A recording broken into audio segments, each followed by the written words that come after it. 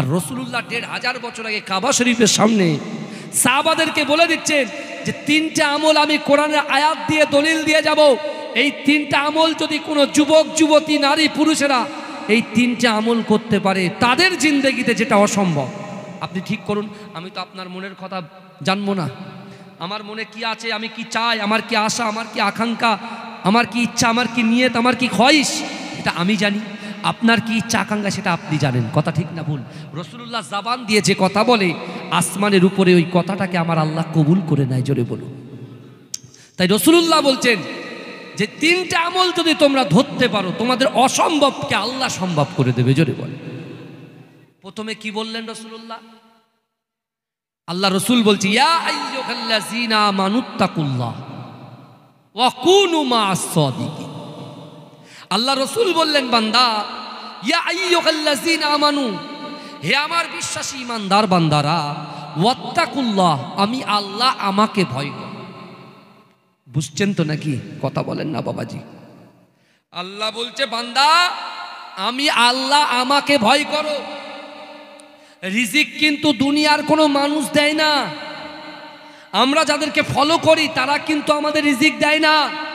রিজিক দেনেওয়ালার মালিক হচ্ছেন আল্লাহ। আজকে আমাদের যুবকদের শান যে যৌবন, এই যৌবন কোনো লিডার দেয় না, যৌবন কোনো দুনিয়ার নেতৃত্ব দেয় না, যৌবনটা দিচ্ছে আমার আল্লাহ। আজকে আমরা বর্তমান আমরা বিশেষ করে ব্রেকফাস্ট খাচ্ছি, লাঞ্চ খাচ্ছি, ডিনার খাচ্ছি, এই 3 বেলা খাওয়া দাওয়াটা দুনিয়ার কেউ আমাদেরকে দেয় না, দেয় কিন্তু আমাদের আল্লাহ। এটাকে মানলে হবে ঈমান মজবুত। কিন্তু এ যুবকেরা বিশ্বাস করো, রাসূল বলছে এই 3টে আমল যদি তোমরা ধরতে পারো, আমি রাসূল বলছি তোমাদের যে সকল সমস্যার মধ্যে তোমরা পড়ে আছো, যে প্রবলেমের মধ্যে পড়ে আছো, যে হাউতাসের মধ্যে পড়ে আছো, ওগুলোকে আল্লাহ সম্ভব করে দেবে, জোরে বলে। যেমন গ্যাস হলে, মাথা ধরলে যে ওষুধগুলো আপনারা খান একদম মুখস্থ সবার। কোভিড-19 পরে মেডিসিন সবার মুখস্থ হয়ে গেছে, কথা ঠিক না ভুল? করোনা ভাইরাস যখন হয়েছিল 2 বছর লকডাউনে, সবার মেডিসিন বসে বসে মুখস্থ করেছে, বুঝতে পেরেছেন? যাদের হাতের লেখা খারাপ ছিল তারা বসে বসে প্র্যাকটিস করে হাতের লেখা ভালো হয়ে গেছে, এই বুঝতে পারছেন না? যাদের কিছুতে ঘাটতি ছিল সেটা পূরণ করে নিয়েছে, না সুযোগ পেয়েছে, বাড়ির থেকে তো বার হওয়ার কোনো জায়গায় নেই, অবকাশ নেই। তাহলে আমরা যেরকম গ্যাস হলে তাড়াতাড়ি কি খেয়ে নিই, ইএসডি খাই, প্যান্ডি খাই, যখন আমরা শরিয়াতের কোনো সমস্যায় পড়ব, জিন্দেগি জীবনটা কিভাবে চলবো, কাদের সঙ্গে কি ব্যবহার করব, আল্লাহ কোনটাতে খুশি হবে, কোনটাতে রাজি হবে, এই সমস্যা যদি আমরা পড়ে যাই, সাথে সাথে কোরআনের কাছে আসতে হবে, জোরে বলুন না সুবহানাল্লাহ। কোরআন সমাধান দিয়ে দেবে, বুঝতে পারছেন না বাবাজি? কোরআন সমাধান দিয়ে দেবে। তাহলে পৃথিবীর জমিনে ভয় কাকে করতে হবে? জোরে বলতে হবে কথা, কাকে করতে হবে? আল্লাহকে। দুনিয়ার কোনো মানুষকে ভয় করলে চলবে না, ভয় করতে হবে কাকে? আল্লাহকে। তারপরে রাসূল আবার বলছেন বিসমিল্লাহির রহমানির রহিম, কুল ইন কুনতুম তুহিব্বুনাল্লাহ ফাত্তাবিউনি ইউহিব্বুকুমুল্লাহ। আল্লাহ বলছে হাবিব আপনি বলে দিন, যারা আমি আল্লাহ আমাকে ভালোবাসতে চাই, ইত্তেবা করতে চাই, আমাকে ভালোবাসার আগে যেন আপনাকে ভালোবাসে। এই আপনিটা কে বলেন তো? বিশ্ব নবী মোস্তফা জানে রাহমাত রসুল পাক, জোরে বলুন না সুবহানাল্লাহ। তাহলে এক হচ্ছে আল্লাহর ভয়, ভালো করে বুঝবেন। 2 হচ্ছে রসুলুল্লাহর মোহাব্বত। 3 কোরআন খোলেন 82টা জায়গায় আকিমুস সালাত, আকিমুস সালাত, আকিমুস সালাত, নামাজ, নামাজ, নামাজ।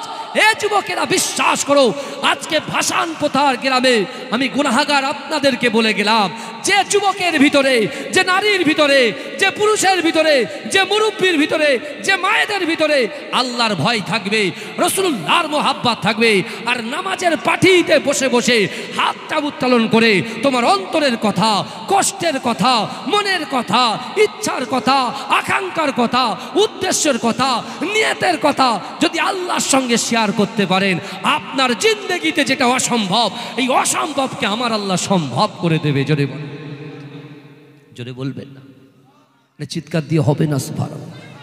এই অসম্ভবকে সম্ভব, অসম্ভবকে সম্ভব। মরা মানুষ জিন্দা করার ক্ষমতা আল্লাহর আছে না নাই? কথা বলেন না।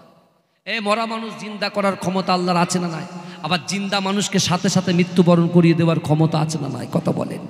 তাহলে আমি যে কথাগুলো বলছি ভালো করে বোঝার চেষ্টা করবেন।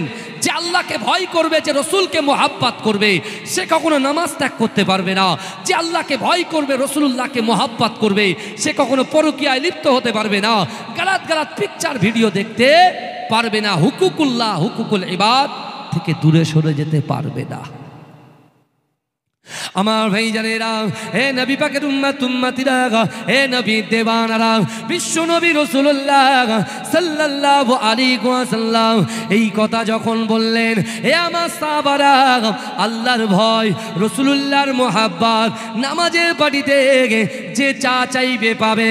হে যুবকেরা, বিশ্ব নবী রাসূলুল্লাহ সাল্লাল্লাহু আলাইহি ওয়াসাল্লাম মক্কা জমিনে আল্লাহর রাসূল ইসলাম প্রচার করছে, দিন প্রচার করছে, কোরআন প্রচার করছে।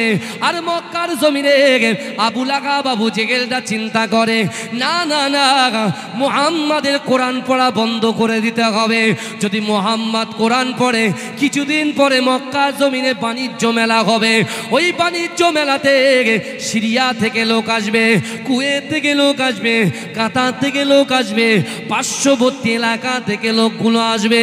আর যে কোরআন শুনে আমি আবু জেহেল বাড়িতে বসে থাকতে পারি না, আমি আবু জেহেল বাড়িতে বসে থাকতে পারি না, উতবা বলে বসে থাকতে পারি না, মুগিরা বলে বসে থাকতে পারি না, আবু জেহেলের স্ত্রী উম্মে জামিল বলে বসে থাকতে পারি না। হে যুবকেরা, আল্লাহর রসুল তাহাজ্জুদের ওয়াক্তে যখন কোরআন পড়ে, হে যুবকেরা, যারা দৈনন্দিন দিনের বেলা যুবকদেরকে কোরআন থেকে বঞ্চিত করে রাখে, কোরআন থেকে ভয় দেখিয়ে দূরে সরিয়ে রাখে, ওই সকল নেতাগুলো রাত হয়ে গেলে চুপি চুপি চুপি চুপি কম্বল মুড়ে দিয়ে আমার রাসূলুল্লাহ যখন কোরআন তেলাওয়াত করত, পাশে বসে গিয়ে শ্রবণ করত।